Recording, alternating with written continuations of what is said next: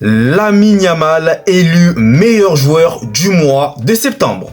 Bonjour à tous et à toutes, j'espère que vous allez très bien depuis la dernière fois. Moi, ça va un petit peu mieux depuis cette défaite, comme vous le savez, du Real Madrid en Ligue des Champions contre Lille. Je me remets un peu de mes émotions. Non, plus sérieusement, ça va, il n'y a pas mort d'homme non plus. Je me suis pas effondré, mais je suis quand même toujours aussi remonté contre eux.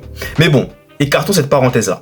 Sinon, moi j'espère que vous allez bien comme je vous disais. Donc avant de poursuivre la vidéo, n'hésitez pas à vous abonner, à liker, à partager et à commenter. Merci à vous du soutien, ça fait hyper plaisir comme vous le savez. Merci à vous, ça fait toujours autant du bien. Aujourd'hui, au sommaire de cette vidéo, je vais revenir, comme vous l'avez pu l'entendre lors de l'introduction, sur Lamine Yamal qui a été élu donc meilleur joueur du mois.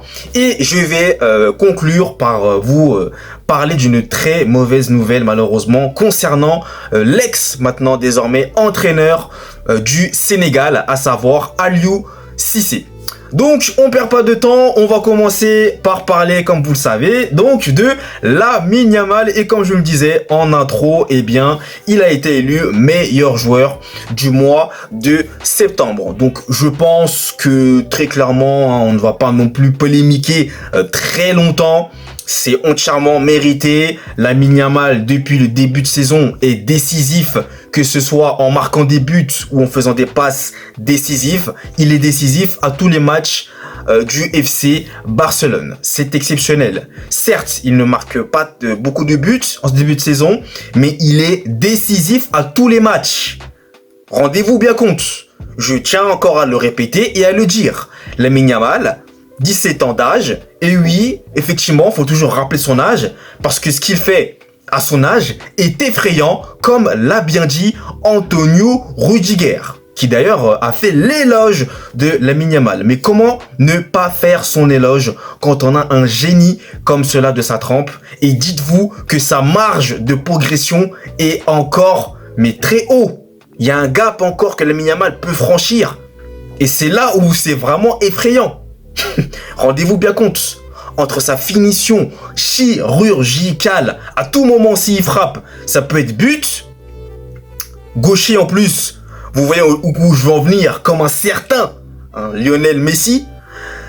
Franchement, Lamine Yamal, c'est vraiment un joueur qui est au-dessus de la moyenne, c'est un joueur à part, c'est un joueur qui a un talent, qui a un génie, qui est incroyable. Donc, comme je vous le disais, eh bien, Lamine Yamal a vraiment été décisif à tous les matchs. Et ça, c'est une statistique assez affolante, mais tellement incroyable. Donc, c'est mérité pour Lamine Yamal, c'est mérité. Et j'espère pour moi, en tant que supporter madrilène, qu'il ne va pas continuer à être autant fort comme cela, parce que honnêtement moi il me fait clairement peur, je vous cache pas. À chaque fois qu'il touche le ballon, moi j'ai peur, je suis vraiment en stress absolu. Je me dis qu'il peut te faire une différence, qu'il peut te tirer, qu'il peut faire une passe sortie d'ailleurs, d'un autre univers, d'un autre espace. Donc voilà, mais bon, en tout cas, je pense pas qu'il va d'aussitôt s'arrêter, Lamine Yamal. Donc bravo à lui pour ça, un grand bravo, félicitations à lui, et puis c'est entièrement mérité. Voilà, moi je vais m'arrêter là, c'est entièrement mérité, pas de soucis, franchement, il le mérite amplement. Donc maintenant que la page Lamine Yamal est clôturée, je vais conclure par vous parler de Aliou Cissé, qui n'est officiellement plus l'entraîneur de Sénégal. Et malheureusement, eh bien moi déjà je l'ai appris de manière assez brusque, parce que je m'y attendais pas du tout d'ailleurs, puisque il était censé poursuivre au Sénégal jusqu'à la CAN 2025 qui se déroulera au Maroc. Et bien finalement non, il ne sera pas reconduit, et le ministère des Sports n'a plus voulu également de ses services, et ça a commencé aussi à le critiquer par rapport au match notamment du Burkina Faso où il y a eu un but partout. Donc voilà, malheureusement c'était plus possible, mais néanmoins moi je tiens quand même à dire bravo à cet entraîneur qui a offert la première Coupe d'Afrique des Nations au Sénégal. Donc ça, en 2022, on s'en souvient tous. Moi, j'étais devant ma télévision. Je sais pas ce que vous faisiez vous, mais bon, en tout cas, j'étais là, j'ai regardé ça. Les tirs au but, Sadio Mané qui marque le dernier tir au but contre l'Égypte.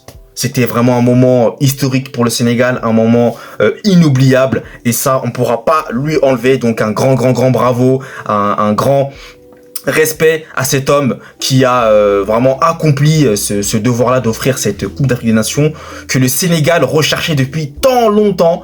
Et voilà, il a fait vraiment tout ce qu'il pouvait. Malheureusement, c'est vrai que les résultats qui suivaient après, c'était de plus en plus difficile, de plus en plus compliqué. C'est vrai qu'il y a pas mal de personnes qui voulaient qu'il s'en aille très clairement. Ils voulaient jouer au nouveau. Donc là, bah voilà, ils ont eu gain de cause. Et puis, bah, Aliou Cissé, je lui souhaite en tout cas une très bonne continuation pour la suite. Et tout ce qu'il a fait au Sénégal restera jamais gravé. Moi, en tout cas, j'en suis persuadé dans les mémoires des Sénégalais et Sénégalaises. Et aussi, pour conclure, sachez que son adjoint va prendre...